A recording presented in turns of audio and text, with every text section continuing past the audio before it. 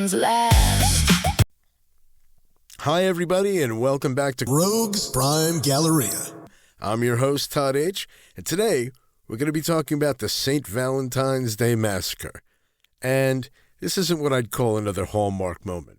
Anyway, please hit the like and subscribe buttons. It only takes a second. It really helps us out. And you'll be able to find out when our shows are on every Monday and Thursday at 9 p.m. Eastern Standard Time. So now, let's get into it. Welcome back, Deep Divers. Today we're going back in time a bit, to the roaring 20s. Ah, the 20s. Well, we're not here for the Charleston or the Flappers. No. We're heading straight into the heart of Chicago. Chicago. A city soaked in jazz, yes, but also... And awash in illegal booze. Exactly. It's the peak of Prohibition. Prohibition. And today, we're diving deep into one of the most notorious events in gangster history, the St. Valentine's Day Massacre. This is a story that really captures the imagination, you know? It's got it all. Rival gangs, power struggles, a brutal crime. So before we get into the nitty-gritty of that fateful February 14th, Right. I think it's important to set the stage. What was Chicago like during this time? Well, imagine a city Okay. pulsating with this kind of hidden energy, you know? On the surface, you've got the glitz and the glamour, the flapper dresses, the jazz music. Right. But underneath it all, there's this undercurrent of lawlessness. Yeah. This tension simmering just below the surface. And I imagine Prohibition played a huge role in all of this. Absolutely. The 18th Amendment, while well-intentioned, it backfired spectacularly. How so? Well, it was meant to curb societal ills, but it ended up creating a gold rush for gangsters like Al Capone Capone. and his rival, George Bugs Moran. So instead of eliminating crime, it just shifted the playing field. Exactly. These guys weren't just bootleggers. They were businessmen. Businessmen. Building empires on this newly outlawed commodity. Supply and demand, I guess, even if the supply is illegal. Precisely. So you've got these two powerful figures, Capone and Moran, Both vying for control of Chicago. and their rivalry. Well, it was brutal. What kind of tactics were they using? Hijacked liquor shipments, constant battles over territory, Oh, wow. protection rackets, even attempted assassinations. Sounds like they were playing a very dangerous game. A game with incredibly high stakes. So this brings us to the infamous SMC Cartage Garage on North Clark Street. February 14th, 1929, Valentine's Day. of all days. Seems almost poetic in a twisted way. Yeah. It's ironic, isn't it? But it's in that seemingly ordinary garage that the trap was sprung. What happened? Take us through it. 7 of Moran's men were gathered there, Okay. probably expecting a routine liquor delivery. Okay. Instead, 4 men show up. 4 men. And here's the chilling part. 2 of them were disguised as police officers. Wow.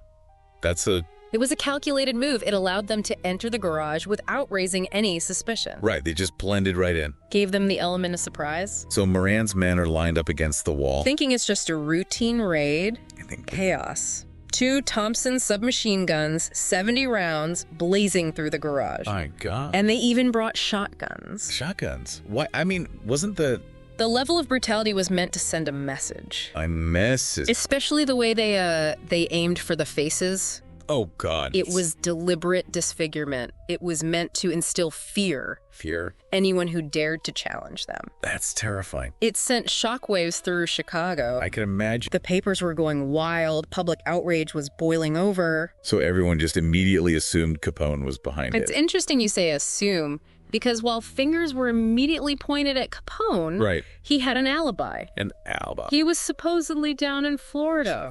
Sunny Florida. Even back then, people must have realized that. That physical distance doesn't equal innocence. Exactly. Especially with someone like Capone. Right. This was a man who built an empire on strategy and control. So you're saying that even from Florida, Capone could have orchestrated this whole thing. It's certainly possible. He had the means, the motive, and the ruthlessness. So, if not directly, how did Capone benefit from this massacre? Think of it this way.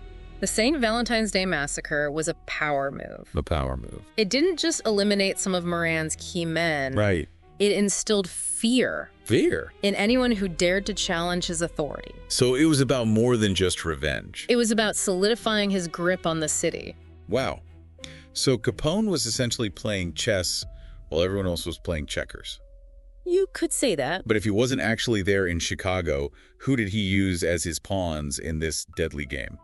Well, there are a few prominent theories. One name that comes up a lot is Fred Burke. Fred Burke. Yeah, a notoriously brutal member of the Egan's Rats. Egan's Rats? They were a gang known for their ruthlessness. Oh, I see. Ballistics and eyewitness accounts put Burke at the scene. So they have some pretty solid evidence against him. It seems so. But he was a slippery character. What do you mean? Well, he was eventually caught, but only convicted for killing a police officer in a separate incident. So they never actually got him for the massacre itself? No. He managed to evade justice for that particular crime. Wow. So is Burke the only suspect? Initially, suspicion also fell on the Purple Gang from Detroit. The Purple Gang. Yeah, they were a powerful outfit. Okay. And Moran had been hijacking their liquor shipments, so they definitely had a motive. Right, that makes sense. But the evidence against them was pretty thin. So the focus shifted back to Capone's inner circle. Exactly. Investigators started looking at those closest to him, trying to figure out who might have carried out his orders. This is getting more and more intriguing. But before we dive deeper into the theories, I'm curious, what stands out to you so far about this whole event? You know, for me, it's that combination of meticulous planning and sheer brutality. Yeah. It's chilling, really. It is. It reminds us that behind the glitz and glamour of the Roaring '20s, there was this dark undercurrent running through Chicago. And Capone was right at the center of it all. He was riding that wave, that's for sure. So was he the mastermind behind the St. Valentine's Day Massacre?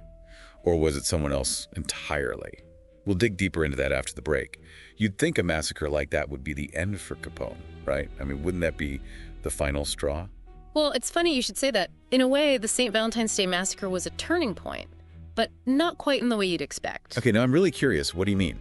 While the public was horrified and the feds were breathing down his neck, Capone didn't immediately crumble. Actually, the massacre kind of backfired on Moran. You mean it actually helped Capone?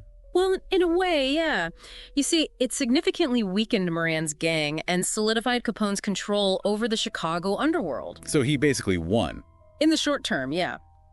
But you could call it a Pyrrhic victory. How so? Because the massacre ultimately turned public opinion against him. It was just so brutal, so brazen, people were demanding justice, and the government had to respond. But they couldn't pin the massacre on him. Right, we talked about that. So how did they finally get Capone? Well, it's kind of ironic. This notorious gangster, a man responsible for countless acts of violence, was brought down by something far less dramatic. Tax evasion. Wait, seriously, tax evasion? Yep. They couldn't get him on murder, but good old-fashioned accounting did the trick. It's a reminder that even the most powerful figures can be vulnerable to, to seemingly mundane legal matters. Wow. That is pretty ironic. So Capone goes down for tax evasion, and of course Prohibition eventually gets repealed. Did the St. Valentine's Day Massacre play a role in that too? Oh, absolutely. It became the symbol of the lawlessness and the violence that plagued the entire Prohibition era. I mean, 7 people gunned down in broad daylight. It really highlighted the unintended consequences of trying to outlaw something that people clearly wanted. So it shifted public opinion. Exactly. And eventually that led to the repeal of the 18th Amendment. So the blood spilled in that garage on Valentine's Day.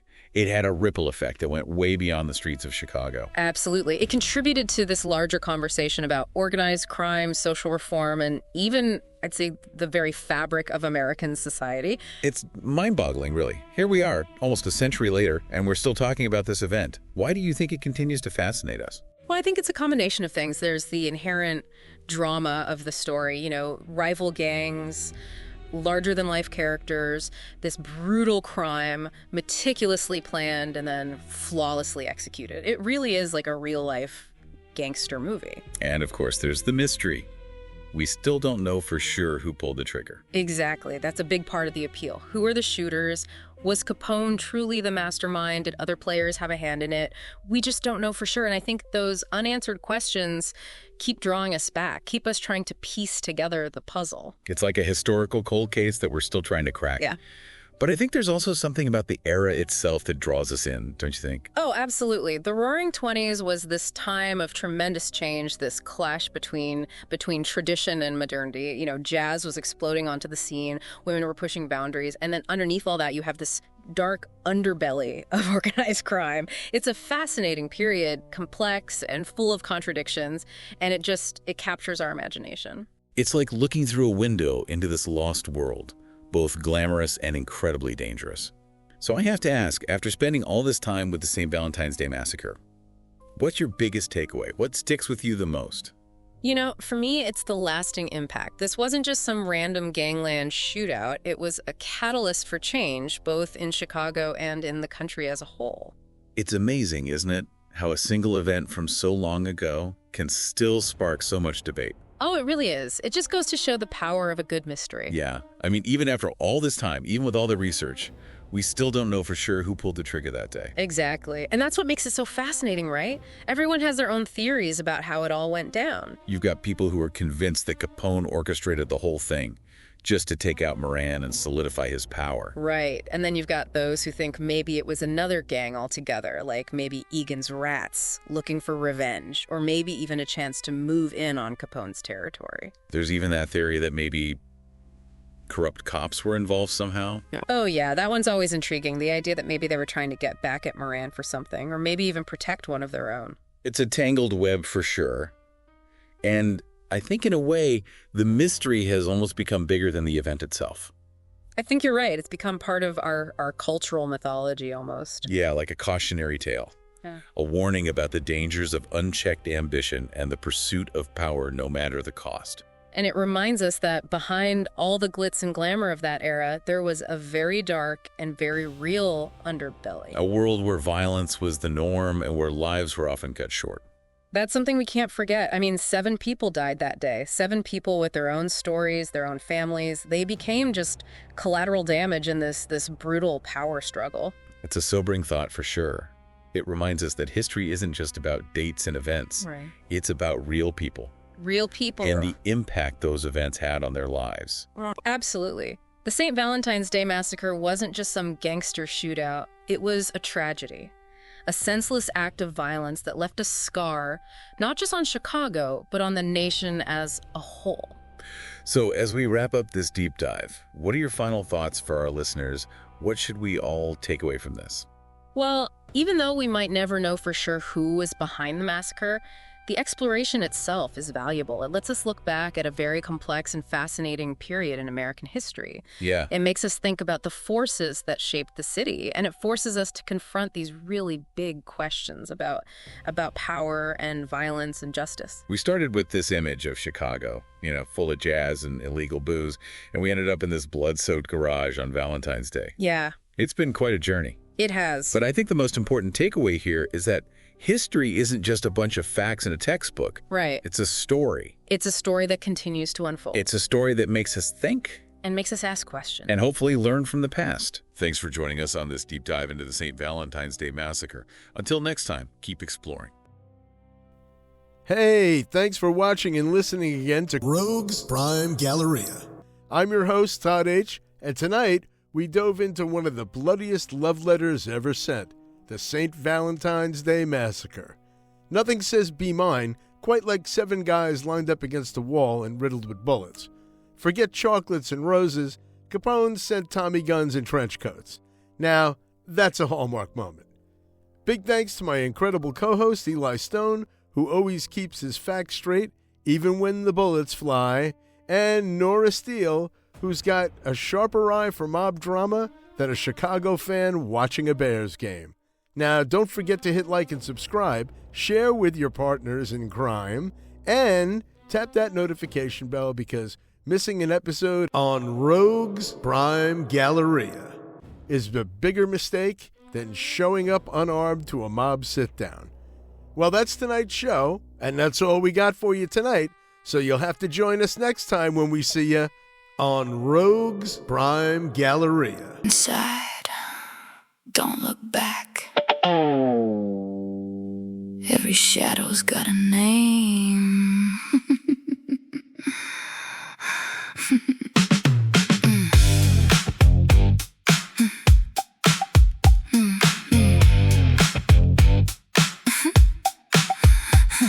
From the alleys where the cold steel sings to the suits with blood on diamond rings, ghosts of power, greed, and flame. Every legend leaves a stain. Whispers crawl through history's halls, mugshots hanging on haunted walls. Outlaws riding, empires fall. You're one step from it all. Truth gets buried, lies get tall, but we're the ones who hear the call. Welcome to the Rogues Galleria, where the wicked live forever. Every crime, every killer's tale, locked in time, we unveil. Yeah, the darkness tells ya you can't run from your past. In the Rogues Galleria, we make the legends last. We make the legends last. Ponzi kings with a silver grin, my boss deals in a world of sin. Six gun smoke in a desert sky, another outlaw lives a lie. Cold case files and a killer's code, buried truths on a broken road. Every story that chills your spine, we bring it back to life. No escape when the truth gets loud, faces staring from the crowd. Welcome to the Rogues Galleria, where the wicked live forever. Every crime, every killer's tale, locked in time, we unveil. Yeah, the darkness tells ya you can't run from your past. In the Rogues Galleria, we make the legends last. We make the legends last. Every name carved in the night, every wrong dressed up is right. If you listen, you'll hear them breathe in the gallery. They never leave. Welcome to the Rogues Galleria. Step inside, don't you falter. Every sin, every twisted mind, we expose what you won't find.